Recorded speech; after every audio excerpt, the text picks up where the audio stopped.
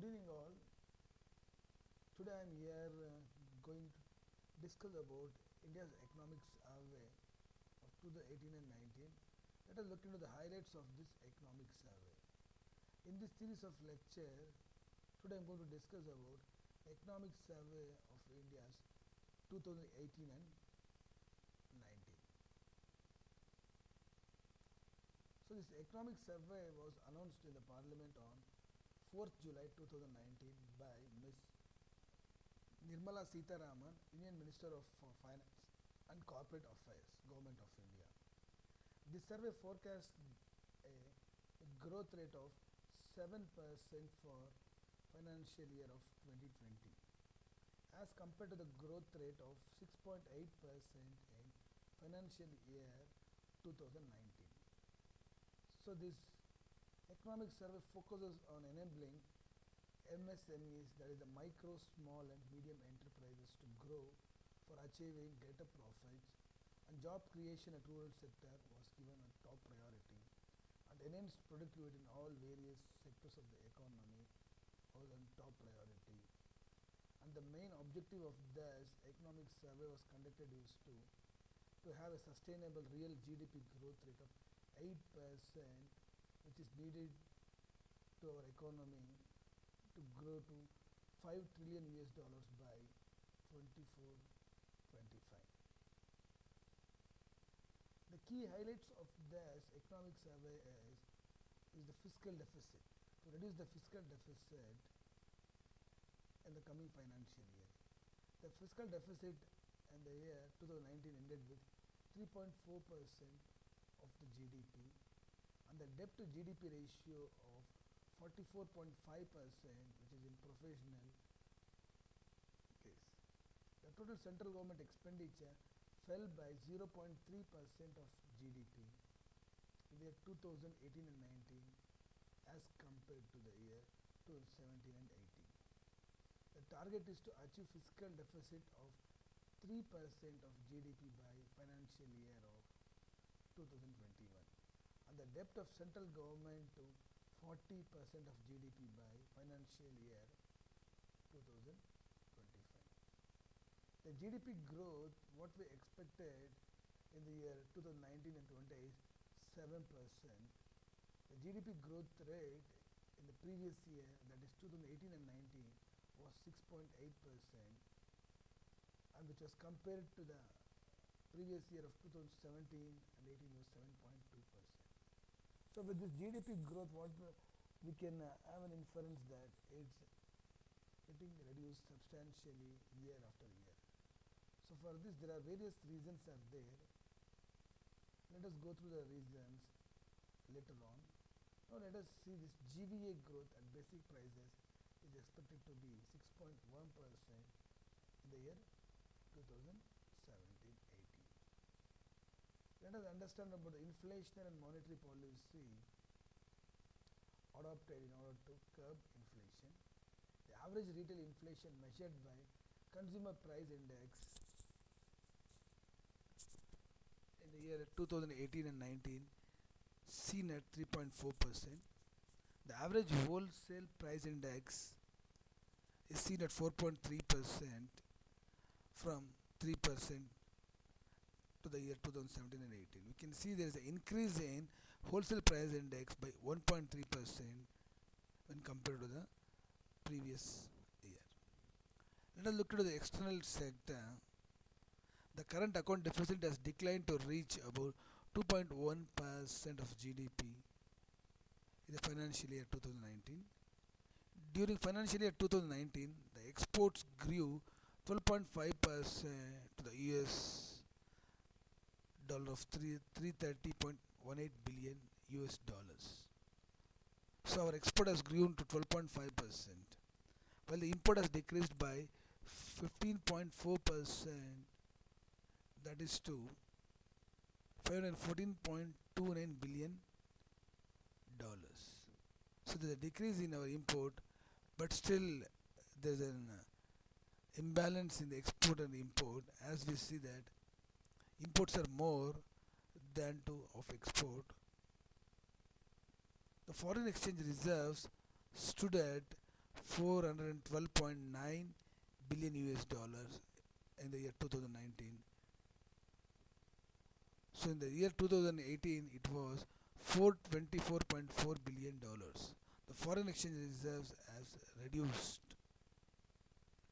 The industrial growth rate was valued at 6.9% in the year 2018 and 19, so which is higher than the percentage of year 2018.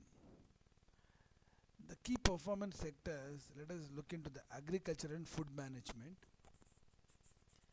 The growth rate in gross value added by the agriculture and allied sectors improved from a negative 0.2%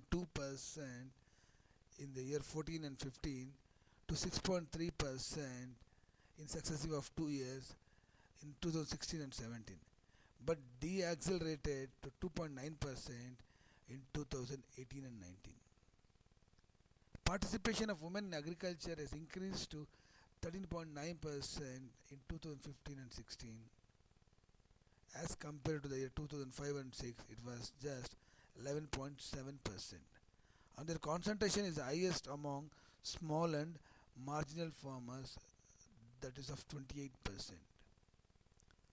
In fisheries sectors, India is the second largest producer in the world of fisheries, and in dairying, India stands as the largest producer of milk. Let us look into the industries, corporate and infrastructure sectors.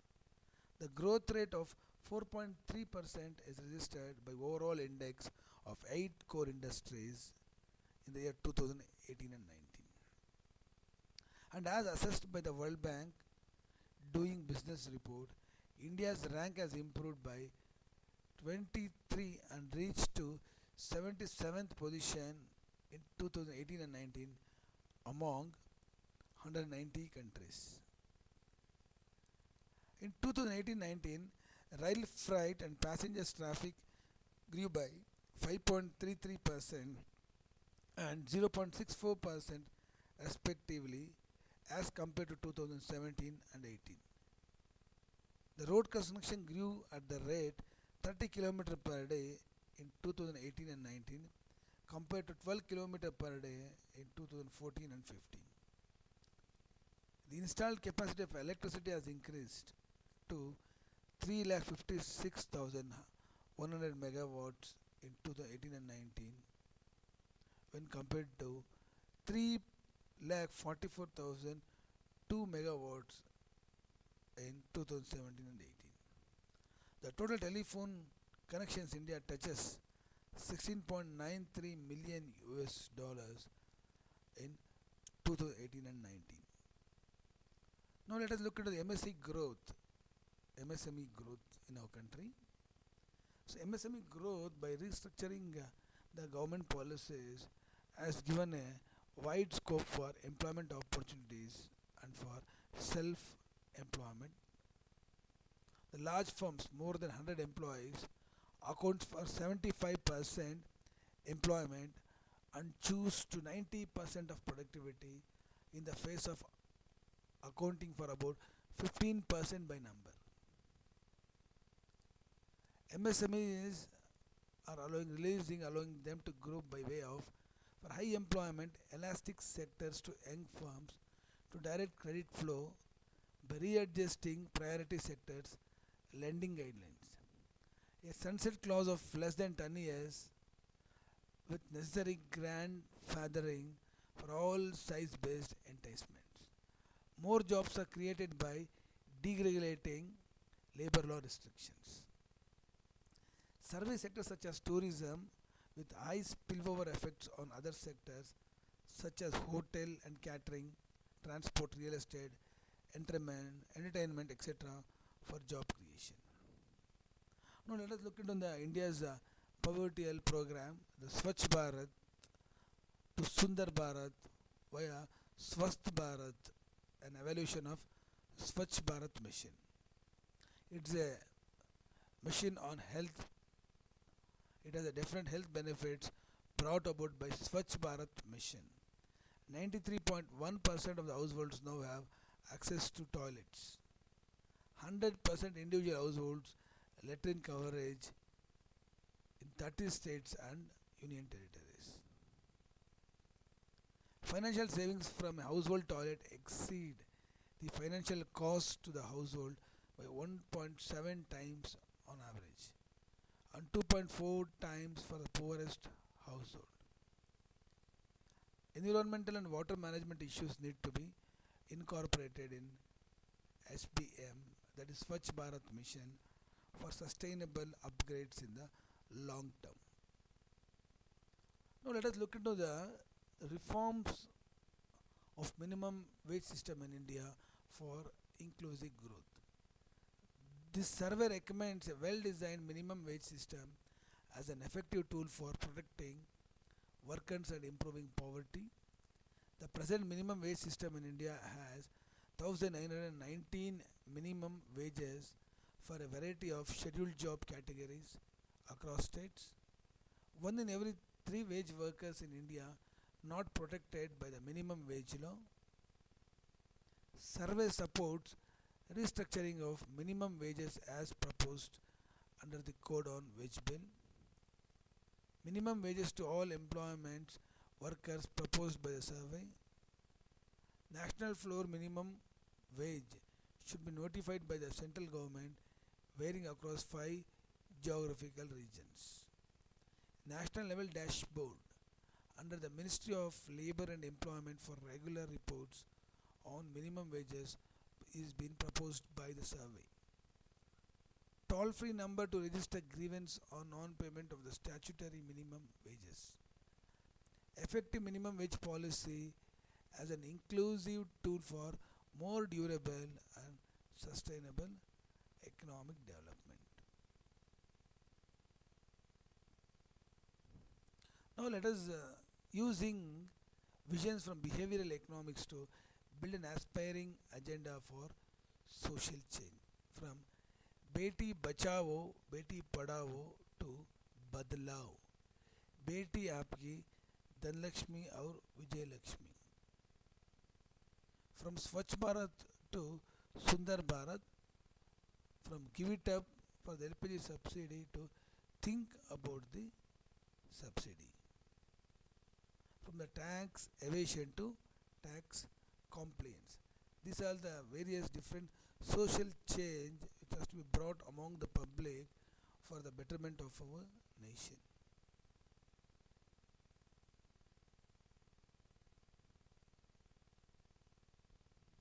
Thank you.